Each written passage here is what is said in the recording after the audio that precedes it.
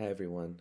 I decided to listen to a podcast on mental health, and it was mainly about an occupational therapist that shared her experience working in a behavioral inpatient mental health unit. This OT is named Danielle Miles, and she shares many things in her podcast.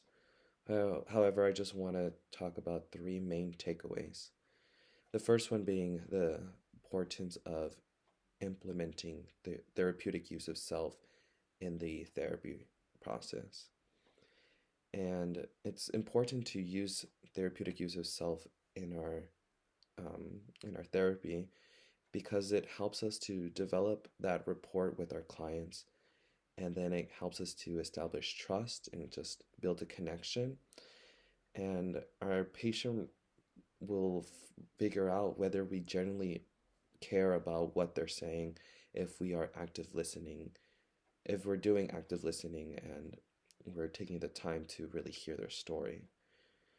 And the second takeaway was really also sharing our journey in mental health, letting our clients know that they are not alone, that we too perhaps can share a a story that we've gone through, depression or anxiety, and telling them like what worked for us and what didn't, and whether they're willing to hear any coping strategies or anything that helped us in our journey so that they can see that we are humans too. We also struggle and go through mental health challenges as well.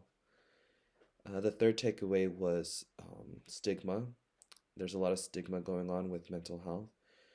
Nobody wants to talk about it. They either feel ashamed or they just don't know who to talk about it with. And we need to create a safe space to talk about it more and to provide resources.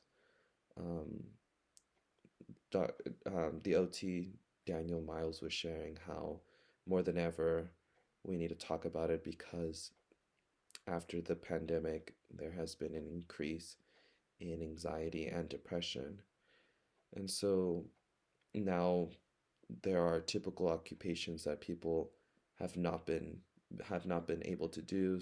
For example, working or socializing with others, um, or there's financial difficulties, or maybe they're going through an illness, or maybe they're going through a grief. They're grieving because they just lost a loved one.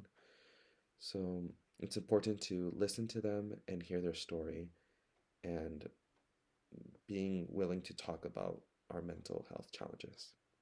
So that was it. Thank you, you guys, and have a great day.